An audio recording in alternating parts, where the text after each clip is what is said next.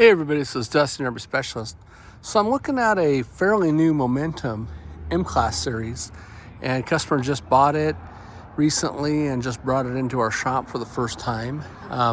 Actually, we did some suspension work on it. We did an upgrade on it for a Roadmaster Comfort Ride kit, and then we were doing an upgrade in the bathroom to a new fantastic fan, or excuse me, a maxxair fan, I'm sorry. And then the guys are back here in the back working on the awning.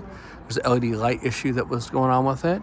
But overall, this unit's in really good shape. I was just walking around, and I'm gonna go ahead and do a quick, point out a few things that I would do to it. One, as time goes, I would start either touching up the body reseal or, at some point down the road, do a full body reseal. There's some little minor areas, some of the sealant's starting to come loose. Some of it's starting to get thin. Some of it has little voids and gaps and stuff in it. It's been collecting a lot of dust and dirt. I also told the owner I would go ahead and make these weep holes bigger. And the reason for that is the screw cover the sealant will break down on either side and just let loose. And a lot of times it's like a cuticle where you can't see it until you go to move it. And it will let the water get back in behind there, and it can get trapped, and this little hole can get blocked off. So I told them, go ahead and make that bigger. It'll let the water drain out, as well as protect all the screws and through the track that goes around to the front from getting damaged. We also talked about changing out his insert molding. And on the other side, when I was doing my little tap test, I showed the owner while I was here. There was a lot of screws that were missing on every other screw hole. So I showed him about that. So that's something he might want to consider doing as well. But overall, looking over the unit, it's in really good shape. It was barely used. There's little, like I said, attention to detail areas, things that were never sealed, from the factory. We go overboard because we want to do good water deflection. So we always talk about sealing all the compartment door handles. Sometimes we'll seal the insides of the compartment doors. We'll seal the insides of the edges of the entry door. You can see that that's just a big gap right there that will allow water to get through over time. We'll seal around latches and catches and whatnot. But other than that, the unit's in really good shape. I'd seal around your entry door when you get some time. I also noted about the awning wiring. I'd put the shield kit on there to protect that wiring. The back one's starting to discolor.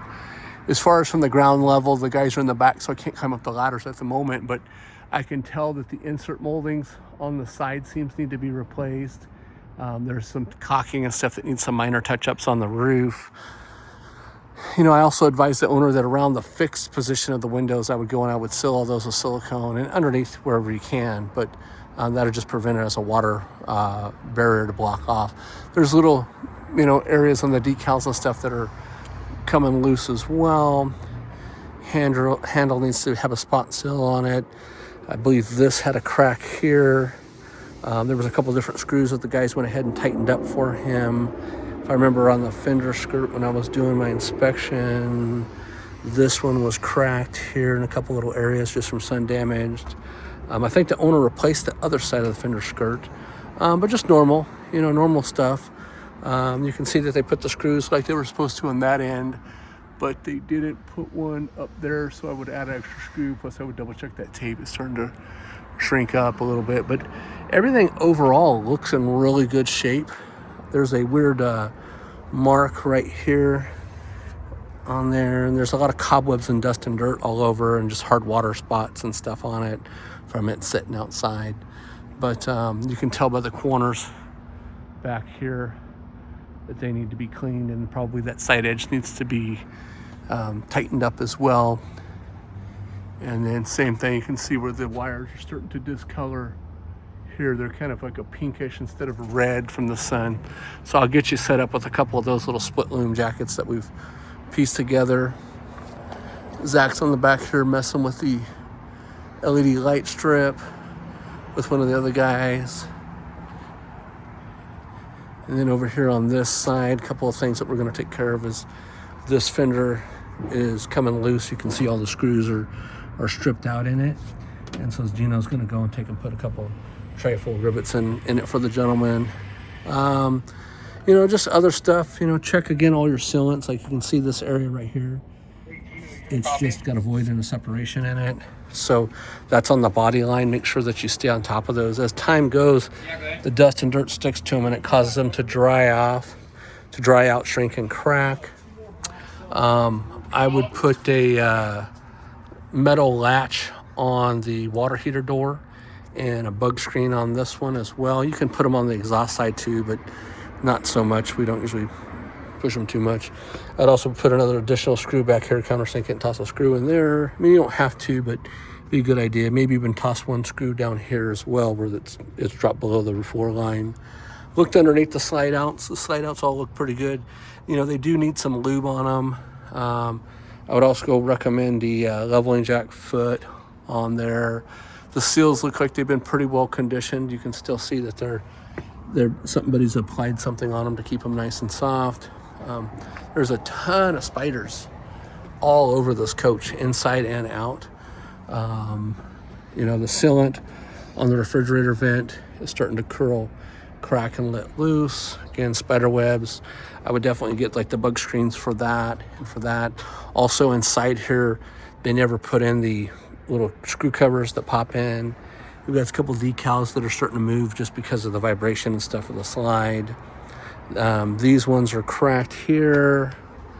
I believe this one was starting to crack and come loose there. Wasn't too much. You know, I would do the furnace bug screen. Just little things, you know, really. So it's not, you know, this one's still fairly new. I think it's, I'll give you the year on it right now. It's actually a 7 of 2022, so it's probably even sold as a 2023. But the owner said that the previous owner didn't hardly use it at all. You can see the decal starting to move a little bit there. Same thing, keep an eye up on all your sealants. You know, if those dry out, water can get back behind there and cause damage. Looked up underneath here too. Everything looks for the most part good. You know, more spiders. I didn't see anything that looked loose or making rub marks or damage. I didn't see that any of the columns or the gear racks were coming loose. You know, as a matter of fact, all the sealants and stuff that are in there, they all look pretty much like the day that the factory put it together. There's a few spots on these that need to be trimmed, you know, tightened up and trimmed up. You can see like a little buckle right there. So I would, you know, pop that loose at some point and just see if it's a screw that backed out or maybe didn't get tightened down as good. You can see same thing here. This is kind of what I'm talking about on the side edge. When the sealant separates and it just moves, it will allow water to get past that. So that's why on the other side I was talking about, you know, drilling the hole bigger. You can see that the sealant is missing right here on this corner. So, and then you can see that the wall seam has popped out a little bit too. That's just from the operation of the slide. It's a flexing point. But overall, the unit's in good shape. I don't see anything that's like, you know, critical. At some point, I would tell you to, you know, swap out the pin box and go with a Gen Y, but, you know, make sure that you check with Lippert if you want to. Of course, they're going to tell you any improvements that you add to it's going to avoid any kind of warranty, but I'm not too worried about those myself. I would also recommend that you do snap pads, and I think you're going to need a 6-point. Yeah, you're going to need a 6-point kit for that. You might want to get a couple more of the step covers for inside, but inside this unit is really nice. It's a 34.9M, and you can see I like the colors in it. Nice big couch. Kind of a small kitchen, but it's still big. You know, it's because it's a toy hauler. And so you can come back here and see the toy hauler room. I guess he's got a big old tub of Dries-air back here. And I don't know what's on the floor. It smells like pine sol or something. So, but, or it smells pine sol-y. So must have been cleaning up something in there. Not us, but, you know, owner assuming. Inside cabinets are all nice. I didn't see any kind of tattletales of anything letting loose in the corners or anything going bad. Looks like the bathroom fan got replaced. And bedroom looks really nice too. So great looking unit. I heard you got a really good deal on it, so that's cool. And we will talk to you guys soon. Again, this is Dustin, Rubber Specialist. I'm in a Grand Design Momentum. Thanks so much for watching.